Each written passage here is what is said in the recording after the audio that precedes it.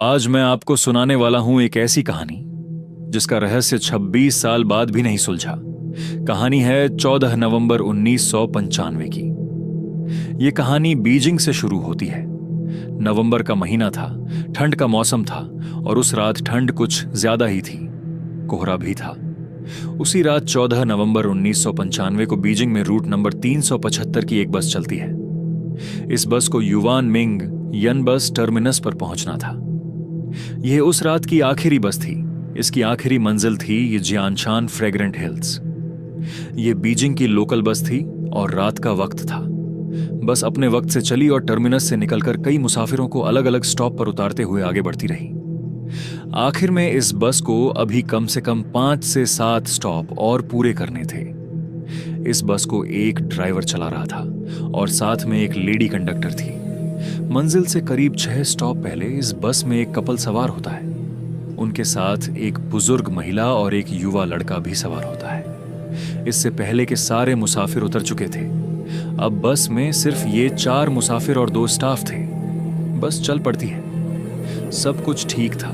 ठंड और सन्नाटा ज्यादा था क्योंकि यह आखिरी बस थी और रूट शहर के आउटर एरिया से गुजरता था।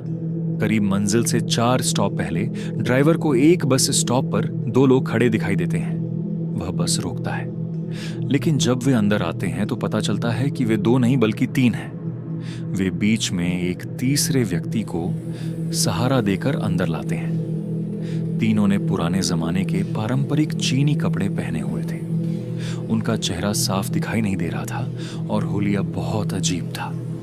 बस में बैठे चारों मुसाफिर घबरा जाते हैं। इसी दौरान अगला स्टॉप आ जाता है और उस स्टॉप पर वह कपल उतर जाता है।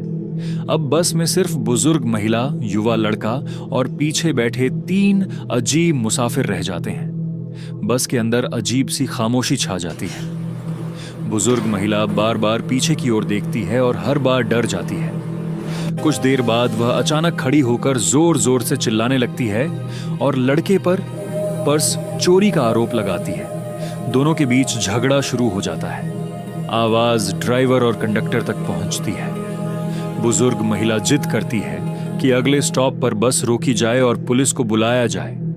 मजबूरी में ड्राइवर बस रोक देता है। बुजुर्ग महिला लड़के को पकड़कर बस से उतार लेती है। बस आगे निकल जाती है। नीचे उतरने के बाद वह महिला बताती है कि उसने लड़के की जान बचाने के लिए यह नाटक किया था। उसने बताया कि पीछे बैठे 3 लोगों के पैर नहीं थे।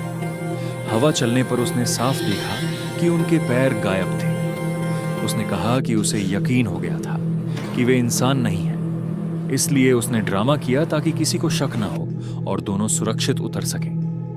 दोनों पुलिस स्टेशन जाते हैं और पूरी बात बताते हैं। पुलिस इसे वहम समझकर गंभीरता से नहीं लेती और रिपोर्ट दर्ज नहीं करती। अगली सुबह पता चलता है कि रूट नंबर 375 की बस डिपो नहीं पहुंची। न बस मिली, न ड्राइवर, न कंडक्टर।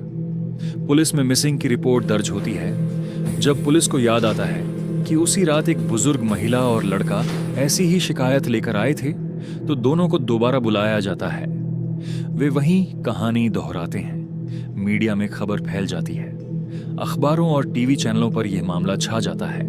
16 नवंबर को खबर मिलती है कि फ्रेग्रेंट हिल्स के पास एक नदी में वही बस डूबी हुई मिली है। बस के अंदर से 5 लाशें निकलती हैं। ड्राइवर, कंडक्टर और 3 अन्य। ड्राइवर और कंडक्टर की लाशें सामान्य थीं, लेकिन बाकी 3 लाशें बुरी तरह सड़ी गली थीं, जैसे उनकी मौत बहुत पहले हुई हो, जबकि बस सिर्फ 2 दिन पहले गायब हुई थी।